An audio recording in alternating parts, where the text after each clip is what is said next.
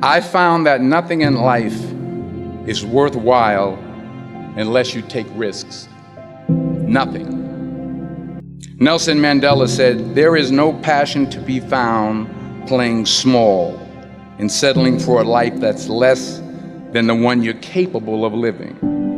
Now, I'm sure in your experiences in school and applying to college and picking your major and deciding what you want to do with life, I'm sure people have told you to make sure you have something to fall back on. Make sure you got something to fall back on, honey. But I never understood that concept, having something to fall back on. If I'm going to fall, I don't want to fall back on anything except my faith. I want to fall forward. I figure at least this way I'll see what I'm going to hit. Fall forward. This is what I mean. Reggie Jackson struck out 2,600 times in his career, the most in the history of baseball. But you don't hear about the strikeouts. People remember the home runs. Fall forward. Thomas Edison conducted 1,000 failed experiments. Did you know that? I didn't know that. Because the 1,001st was the light bulb.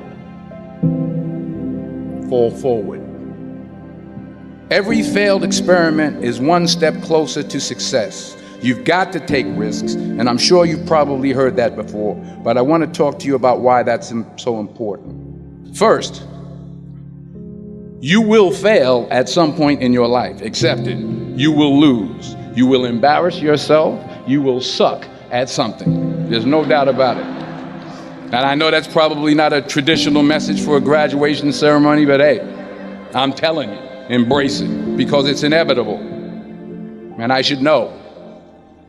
In the acting business, you fail all the time. Early on in my career, I auditioned for a part in a Broadway musical.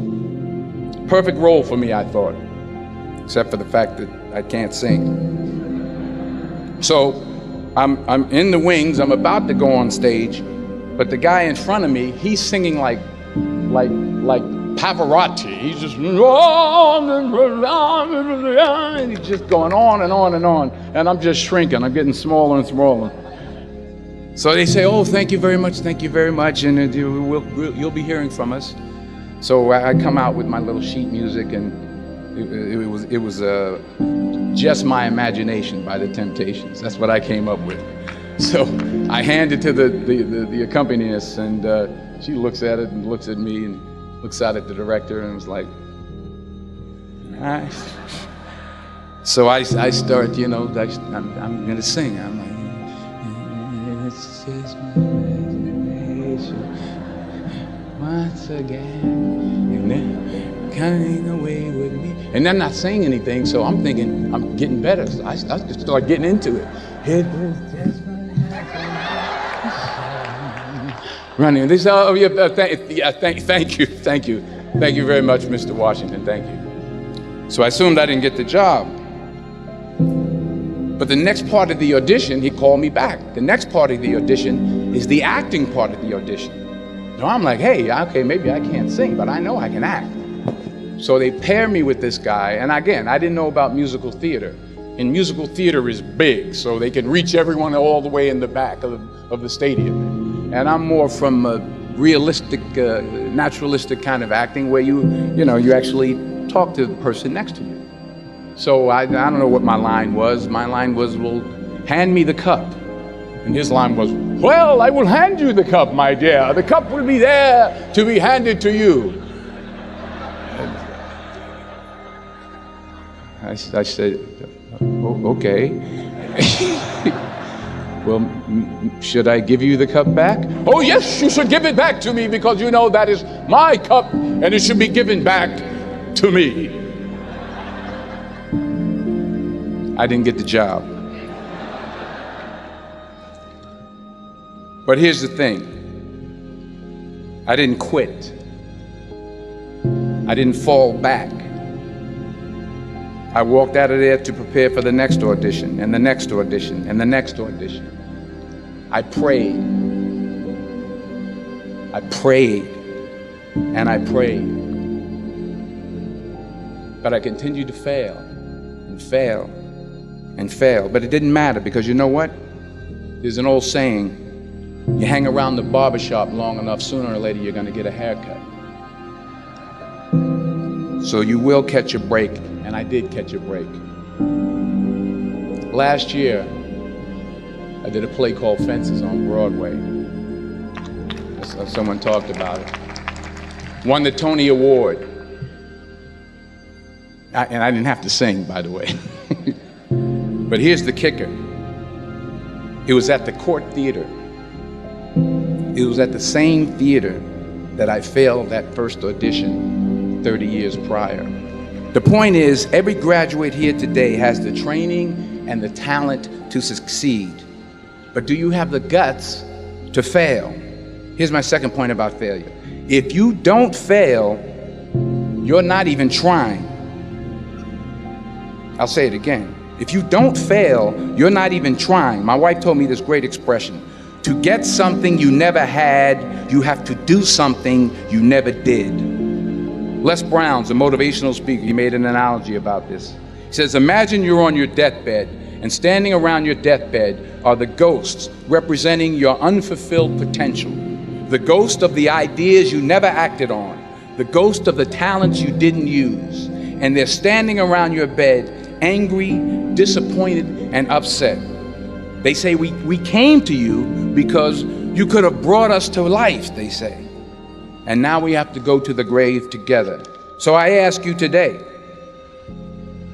how many ghosts are going to be around your bed when your time comes? You've invested a lot in your education, and people have invested in you. And let me tell you, the world needs your talents. Man, does it ever. I just got back from Africa like 2 days ago, so if I'm rambling on, it's because I'm jet lagged. I just got back from South Africa. It's a beautiful country, but there are places there with terrible poverty that need help. And Africa is just the tip of the iceberg. The Middle East needs your help. Japan needs your help. Alabama needs your help. Tennessee needs your help. Louisiana needs your help. Philadelphia needs your help. The world needs a lot, and we need it from you. We really do. We need it from you young people. I mean, I'm not speaking for the rest of us up here, but I know I'm getting a little grayer. We need it from you, the young people. So you got to get out there. You got to give it everything you got, whether it's your time, your talent, your prayers, or your treasures. Because remember this, you will never see a U-Haul behind a hearse. You will never see a U-Haul behind a hearse. You can't take it with you. The Egyptians tried it, and all they got was robbed. So the question is, what are you going to do with what you have? I'm not talking about how much you have. Some of you are business majors, some of you are theologians, nurses, sociologists. Some of you have money, some of you have patience, some of you have kindness, some of you have love. Some of you have the gift of long suffering, whatever it is, whatever your gift is. What are you going to do with what you have? All right, now here's my last point about failure. Sometimes it's the best way to figure out where you're going. Your life will never be a straight path. I began at Fordham University as a pre-med student. I took a course called the cardiac morphogenesis. I still can't say it. Cardiac morphogenesis. I couldn't read it, I couldn't say it, I sure couldn't pass it. So then I decided to go into pre-law, then journalism. And with no academic focus, my grades took off in their own direction. Yeah, down. I was a 1.8 GPA one semester, and the university very politely suggested that it might be better to take some time off. I was 20 years old.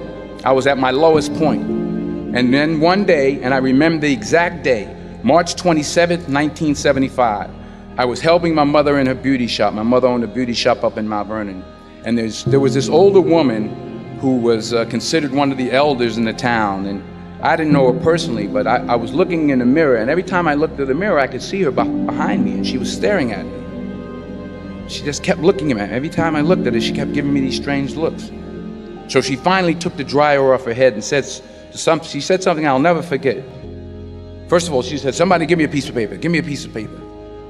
She said, young boy, I have a prophecy, a spiritual prophecy. She said, you are going to travel the world and speak to millions of people. Now mind you, I'm 20 years old, I'm flunked out of school. In fact, like a wise ass, I'm thinking to myself, maybe she's got something in that crystal ball about me getting back into school next fall.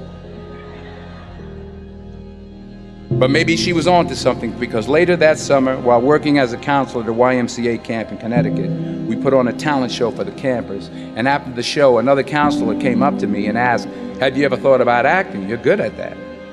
So when I got back to Fordham that fall, I got in and I changed my major once again for the last time.